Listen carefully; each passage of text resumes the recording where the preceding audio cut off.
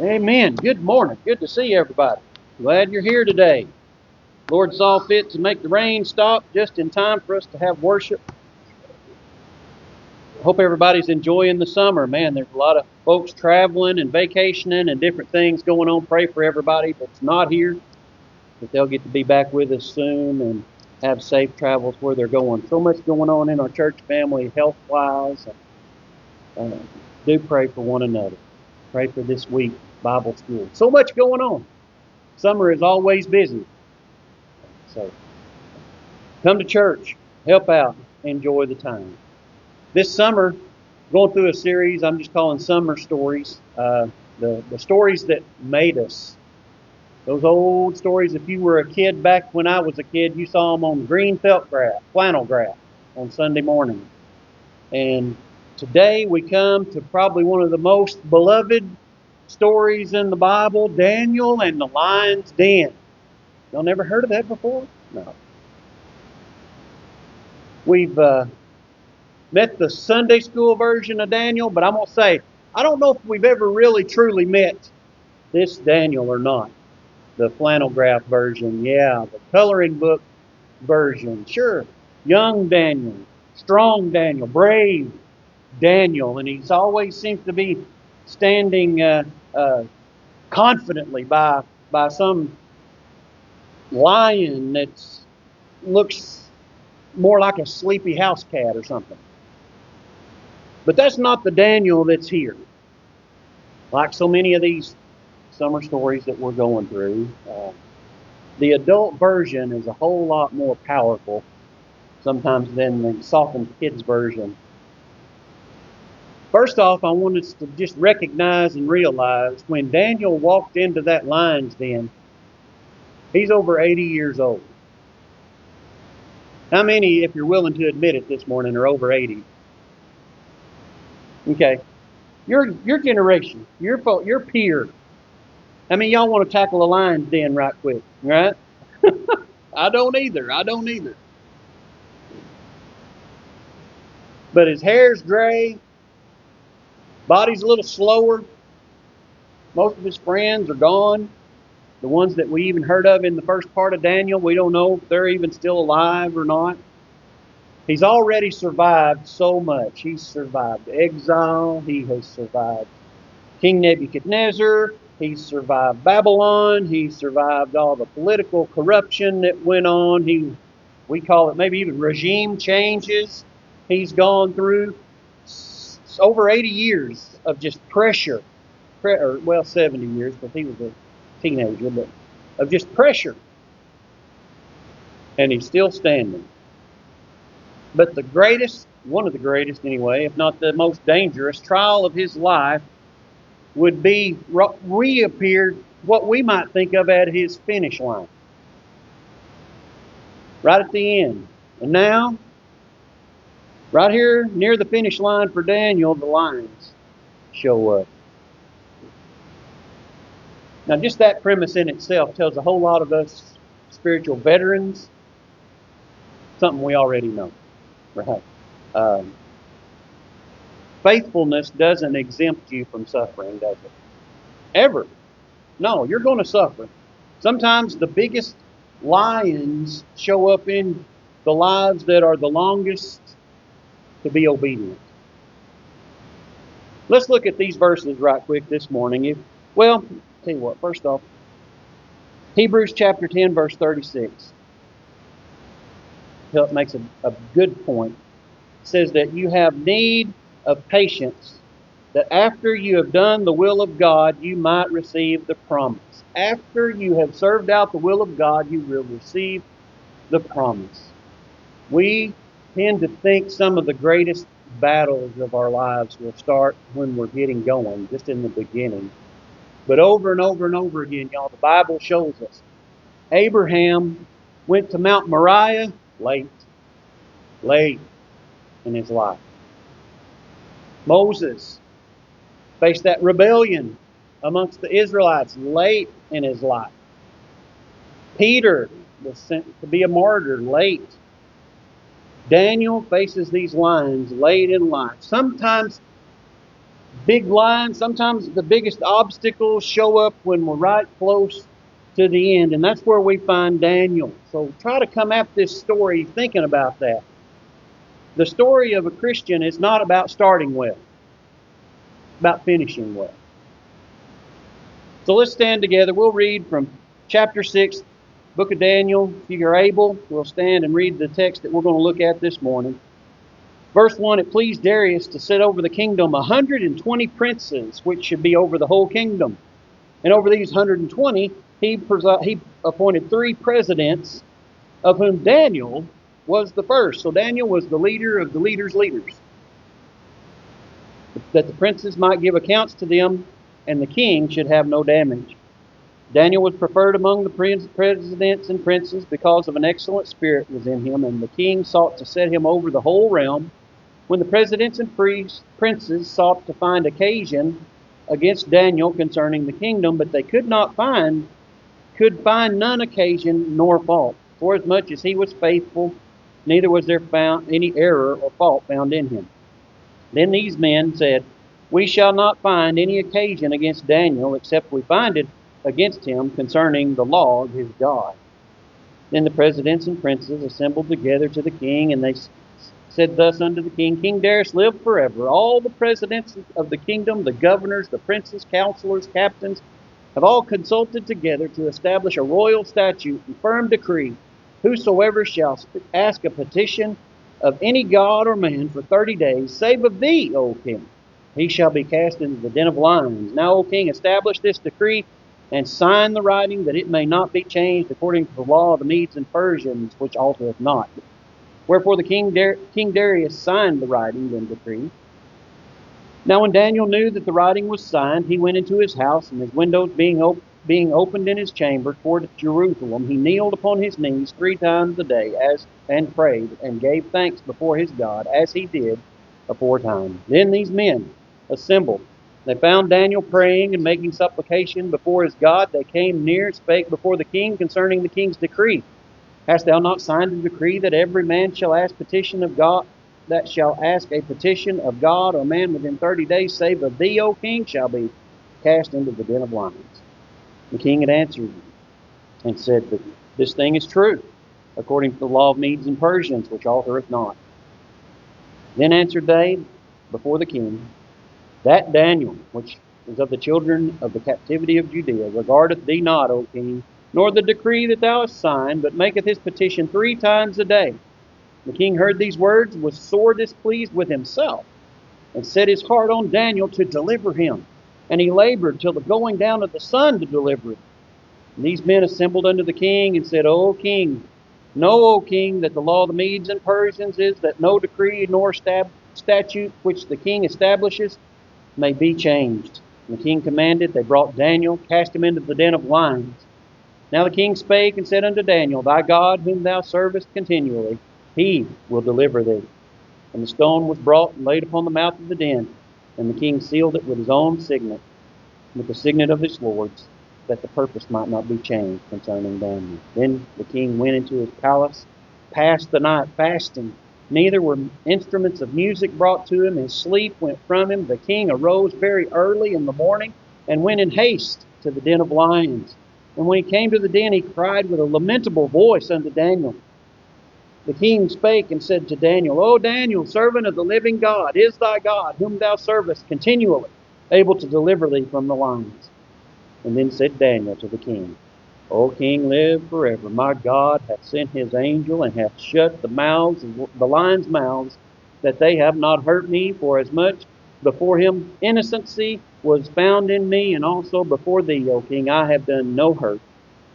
Then the king was exceeding glad for him, and commanded that they should take Daniel up out of the den. So Daniel was taken up out of the den, and no manner of hurt was found upon him, because he believed in his God. Thank you. Appreciate you standing for that long reading, but that's a lot to cover.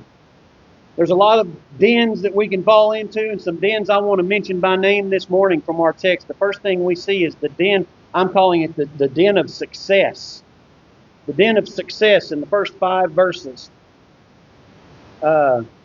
Daniel, notice, the princes and the governors don't attack Daniel uh, because he's failed, right?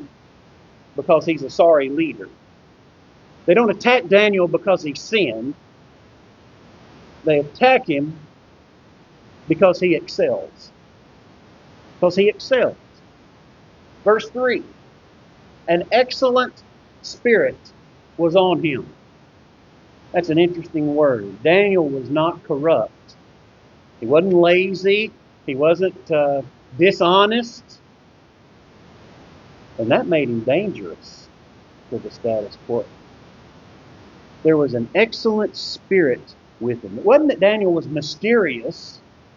It was that Daniel was just continually trustworthy. He said what he was going to do, and he did what he said he would. And the kingdom, they might be able to explain how Daniel was so smart, but they couldn't really explain his spirit. How can he not be corrupt like we are? They could explain his education, not his character. His enemy had talent, but he had character. His enemies had ambition, but Daniel had integrity. His enemies, they had this position, but Daniel had a presence. They might match his skill, but they couldn't match his steadiness. That's a good principle to live by. Proverbs 22:29. Seest thou a man diligent in his business, he shall stand before kings. Daniel didn't stand before kings because he was chasing after kings. He stood before the kings because his excellence caused them to pursue him. In verse 4, the governors literally began an investigation. They audit him. They search him. They examine him. They look at everything he's doing. Here's a lesson that we can all take home with us. Sometimes integrity exposes the things that compromise depends on. Sometimes when people get angry, it's because they're guilty of the thing they're angry about. They just don't want you to tell them or show them that they're wrong. What they're doing is indecent. When we're in church or whatever, we might start kind of thinking, okay, righteousness makes everybody love us, but it doesn't, does it? It doesn't.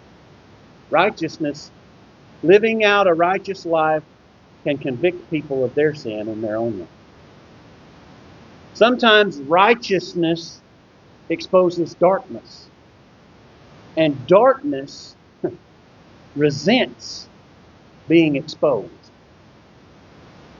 So these officials here, they started this investigation, this audit, and they dig through everything. In verse 4, it says they couldn't find a single occasion or fault.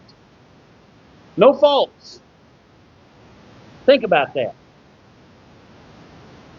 What do you think of if I were to tell you we have someone, and I'm just talking about just a general blanket statement. Someone who's been involved in government, in the national government for 70 years. What kind of person do you think that might be? This is a man that's been involved in government for 70 years and has never made a wrong step morally. Through multiple kings, multiple administrations, if you will, multiple empires, no scandals, no corruption, no dishonesty. That's not normal, is it? 70 years. That's supernatural, is what that is. 1 Peter chapter 2 kind of holds this up, says that we need to be having our conversation honest, even among the Gentiles, those that are outside the church. We need to be honest people. Do the right thing. Say the right thing. Do what you're going to say. Let your yes be yes and your no be no. Peter is talking about the same principle. A life that it's consistent. So that the accusations fall short. They just fall apart. Daniel's enemies, man, they had access to his records. 70 years worth. They had access to his finances, all of his decisions, and they still found nothing. The only thing they could prove against Daniel was he just really he belongs too completely to his God. That's his God. He goes a little off the deep end when it comes to God. I mean, we got to be realistic here. Not everybody can always do the right thing. Daniel must have. You don't think they'd have found the wrong thing? They'd have found it. Most people spend a lifetime trying to build a resume. Daniel just spent a lifetime building his reputation. And eventually his enemies, they come together and they just, we can't use his finances. We can't use his record. We can't use his work. Man, really the only thing we can hold against him is his relationship with his God. That's about the only thing we can find. Just imagine living a life so clean that the only thing somebody can say against you is, well, they just love God too much. Their prayer life, they pray a little too much. Ouch.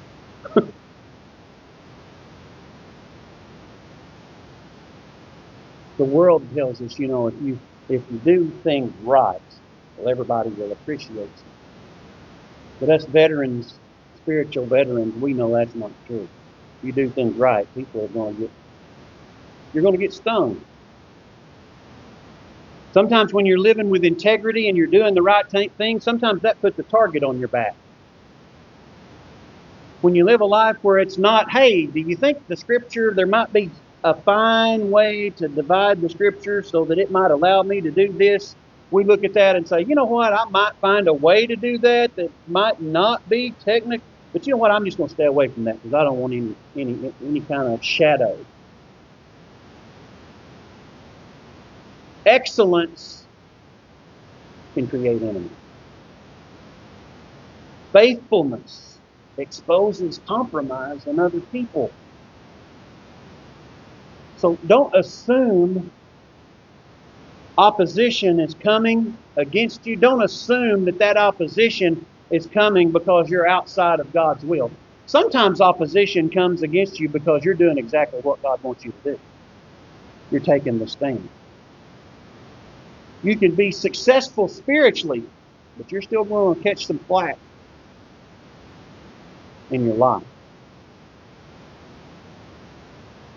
Then we see the den before the den, verse 10. Daniel knew about the order, and this may be the strongest point in the whole thing. He went to his house, windows being open, his chamber toward Jerusalem. He kneeled on his knees 3 times a day and prayed and gave thanks before his God, as he did aforetime. That phrase, I've got it underlined. If I had to choose the most important passage in all Daniel 6, it wouldn't be the lines, it wouldn't be the angel, it wouldn't be delivering him out of the den. No, it'd be that little phrase, as he did aforetime. Because the lines did not create Daniel's faith. Daniel had faith before he walked in. The lines revealed Daniel's faith that was already there. He didn't suddenly become brave. He was already faithful. The crisis did not create Daniel's character. The crisis just revealed Daniel's character. So he didn't become spiritually all of a sudden. He just kept doing what he'd already done thousands of times before. 3 times a day for 70 years, that's several tens of thousands of prayers, y'all. Daniel survived the lion's den because he met God before he ever encountered the lion. Psalm 55:17 says, early in the morning I'll seek you. In the noontime I'll seek you. In the evening I will seek you. Daniel had built this rhythm, this habit, this daily holy routine. He prayed 3 times a day. And when trouble came, Daniel fell back on his habit. Daniel fell back on what he'd always done. And the same thing is true, if you'll remember, with Jesus. How often did Jesus go out to pray? He made a habit of that. Luke 22:39 is one example. He came out and he went as he was wont. He went out as he was wont, the Mount of Olives, as he was accustomed to, as his habit was. He went to Gethsemane because of the habits that he'd already established. Daniel prayed and was met with the lions because of habits that he'd already established. You do not build your faith in the lion's den. You reveal faith in the den. You don't become spiritual when the crisis hits. You discover whether you really have been cultivating a life with God when the crisis hits. So think about it. The decree arrives. No prayer, no worship, no petition, 30 days. Everybody's, what are we going to do? How are we going to handle this? And Daniel just quietly stands up and walks home and climbs the stairs and opens his window up that faces Jerusalem. He drops down on his knees and he prays and he gives thanks. Not because he feels brave, not because he feels emotional, not because he feels courageous. Why did he do that? Because it was time to do it. He did it every day. It was time to pray. Daniel faced the lions the same way Jesus faced the cross.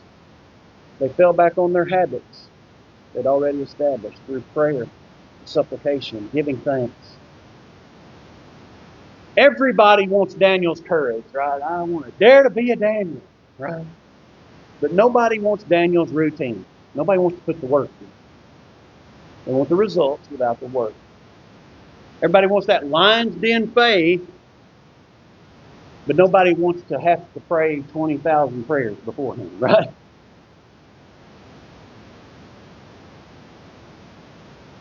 You don't build faith in the den. You bring faith into it. Galatians chapter 6, verse 9 tells us over and over, be not weary in well-doing, right? Do not be weary in well-doing. So now Daniel's up there in his room and nobody else is doing what he's doing, but he's doing it. So he's alone. He's in a den of isolation. Everybody's conforming. Nobody's bowing. But Daniel does. And I want to say this too. No, Daniel never protests. He don't set up a campaign. He don't start this grassroots movement and gather signatures and all that stuff. He don't post about his outrage of all of it. He just goes to his window like he always does and he looks out and prays. Because when you have a conviction and that conviction is settled before the decision has to be made, the decision's easily made. If you know what you're going to do, right? The decision becomes simple. Ain't nobody going to stop me from praying.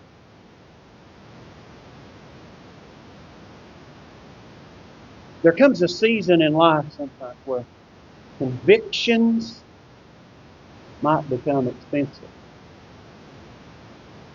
And when we're young and young believers especially, we imagine this persecution.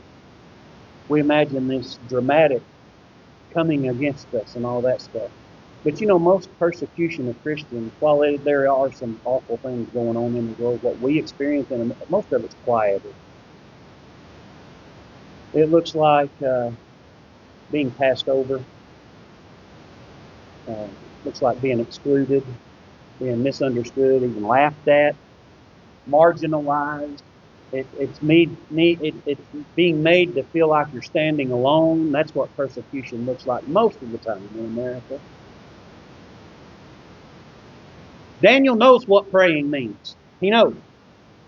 He knows about the judgment, the decree. He knows the consequences of it. He knows all about it, but he prays anyway. Not because he's fearless, but because he's faithful. And it's his habit. It's the way he does life. And then in the dark, the real miracle happens way before the lions. The lions are just the visible part, I guess you'd say. The miracle is this. Daniel's over 80. Over 80 years old. And the old fella was still praying. He was still believing. He was still trusting. Already survived exile. He's already survived 2 kings. He's another nation. He's already survived all these decades of captivity. And then here's still the lions coming. And somebody might understand kind of some of that. And I'll slow down a little here. Most,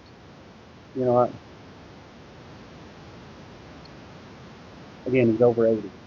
Put in this pit. The stone is rolled over the mouth of the pit, sealed with a ring. And what's inside? Darkness. Silence. Think about the smell of predators. Then a low growl in the dark. Shuffle of footpads in the dirt. Breath. An old man standing in the darkness. No clock, no sunlight, no promise that morning is even going to come.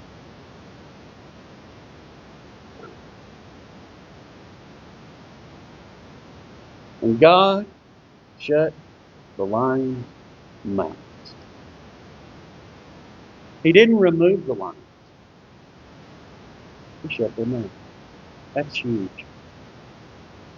Many believers think that deliverance means being removed out of the situation, but that's not what the Bible teaches, is it? Oftentimes, deliverance is just going through the situation with God by your side. Spiritual veterans know that, right? You've walked with God for years. You've taught Sunday school. You've served Him. You've prayed. You've tithed. You've done all the things. And then deep inside, you got to question, Lord, after all these years, why am I still facing lions? Daniel 6 is God's answer. Because faithfulness to God is not proven when there are no lions. Faithfulness is proven when the lions are coming, but you still open the window. And we have God's presence. Isaiah 43:2 there tells us, when you pass us through the waters, I'll be with you. I'll be with you. Not if, when. When. Not escape, presence. God did not keep Daniel from the lion's den. God joined Daniel in the lion's den. Psalm 23 tells us, yea, though I walk through the valley of the shadow of death, I will fear no evil, for thou art with me. Not around, not through. We go through it with Him. Isaiah 43, when you pass through the waters. Hebrews 10:36. You need to have patience,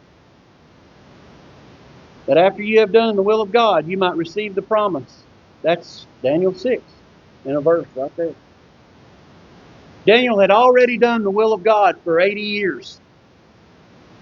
The enemies, they find Daniel praying. They carry the news straight over to King Darius, and suddenly the most powerful secular ruler on the planet is caught in his own system. You got the king that could not save. And this, surprisingly, is the most emotional part. Verse 14. The Bible says the king was sore displeased with himself. Set his heart to Daniel to deliver and labor till the going down of the sun. Darius loved Daniel. Thought highly of Daniel. He had immense compassion for Daniel, but he had zero power to help him. Spent all day looking for this legal loophole to try to help Daniel out. Sometimes even when they like you, they can't overrule the decrees of the Babylon. Human kings always eventually reach the limit of their power. But there's another king. There's only one king that never comes upon a situation and says, I wish I could have helped. He can help. Our God changes things. Our God shuts up the mouths of lions. Jesus never says, I can't do anything. He did it. And here we find there at sunset, the law demanded execution. Here goes 80-year-old Daniel into the mouth of the pit. Darius looks at him here, and in our text says, "Thy God whom thou servest continually, he'll deliver thee." That's just desperate human helplessness coming out of the king. Is what that is. Your God will help you. I can't help you. Your God will help you, right? They throw him in, the stone, the seals, and all this stuff. Verse 19, the timeline moves. The king arose very early in the morning and went with haste to the den of lions. And he cries out with his tearful, lamenting voice, "Daniel, oh Daniel, was your God able to deliver you?" And this voice comes out of that pit, out of the dark, cold depths. Not a voice of a scared, weeping old man, just a steady, calm voice, just like it had been at 3 o'clock the day before. "O King, live forever." My God has sent his angel and has shut the lion's mouth. You ever notice in this story, the Bible never tells us what happened in the den that night? You know what happened before, you know what happened when he went in, and you know what happened after, but we don't really know exactly how it all played out during the night. I think that's because all of us have experienced that during. We all have a time where during something.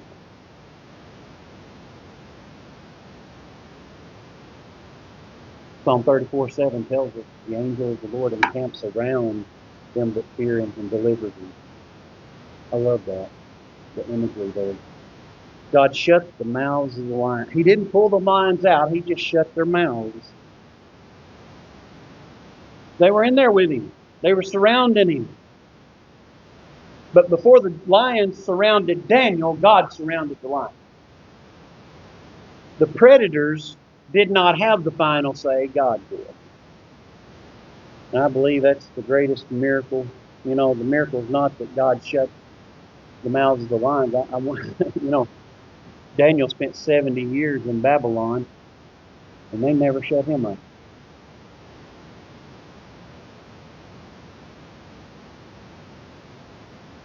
Verse 23, we see the lion after the lion.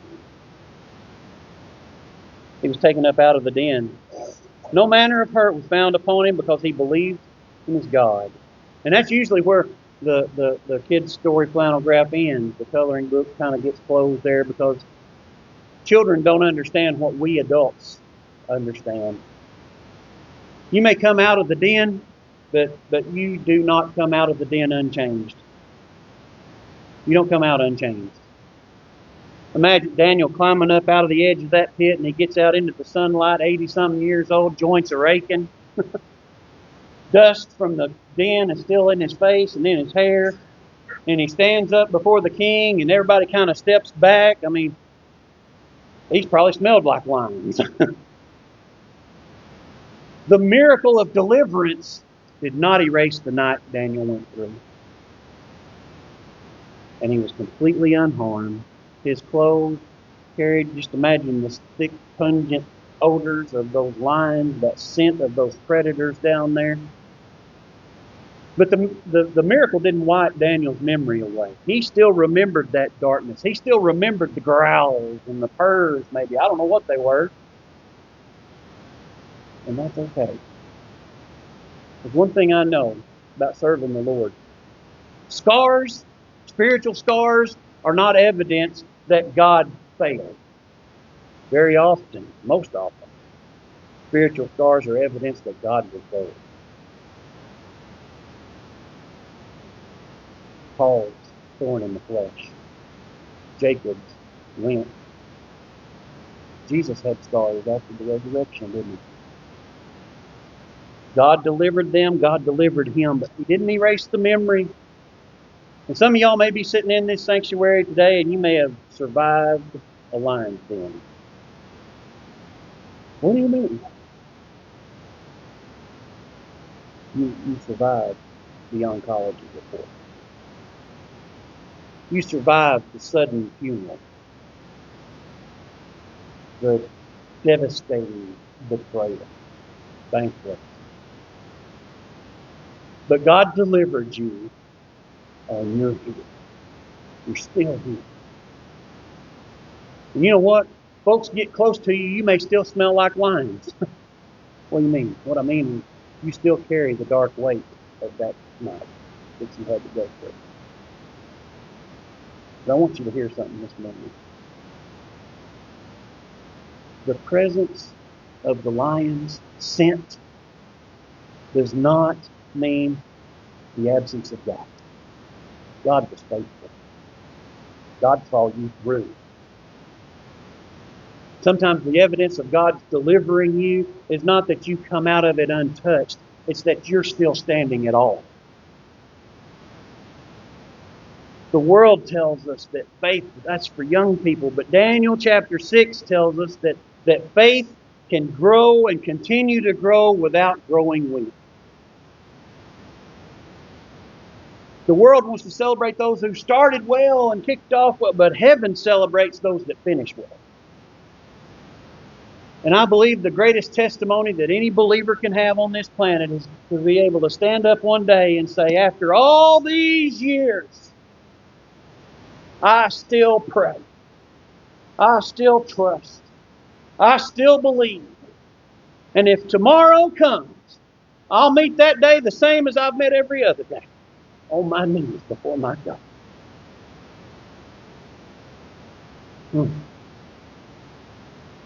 2 Timothy chapter 4, verse 7. Paul said, I've fought a good fight. I've finished my course. I've kept the faith. Some of us may feel like we're seeing the finish line. I don't know. Keep the faith. Some of us may be at the starting line. Don't even see the finish line down there at the end, we think. And it's so far away. How do I ever stay faithful that far? How do I ever get to the finish line and be able to say, like Paul said, I have finished the course. I've kept the faith. How do I do it today? Be faithful today. And then tomorrow, be faithful today. And tomorrow, be faithful today. The greatest testimony in a Christian's life is not, I once walked with God. The greatest testimony you'll ever have is when you can look them in the face and say, I still walk with God. I still follow my God. The world is talking about, want you to start well. We celebrate those that finish well. 80-something years old, Daniel. And the lions did not change Daniel. Babylon never changed him. And friend, the best testimony you could ever leave your children, your grandchildren, this church, is not, I once did great things for God. The greatest testimony is in your final years, if you could look back and say, after all these years, all the promotions, all the disappointments, all the lines, all the funerals, after all the surgeries, after all the victories, after all the betrayals, I still trust. I still pray. And I still believe my God. And if the lions show up at the finish line tomorrow, I'll meet them the exact same way I always have. On my knees before my feet. You need encouragement today. Do you need to be saved this morning? We'll have a moment of invitation. We're going to sing, and as we're singing, we're going to open the altar. You can come pray. I'll pray with you. Someone else will pray with you. Pray right where you are. I don't know what your need might be. Just maybe you need to be reminded and have that encouragement. Ask God to help you. This is your opportunity to respond to what God put on your heart this morning. Let's sing. What are we going to sing? 23.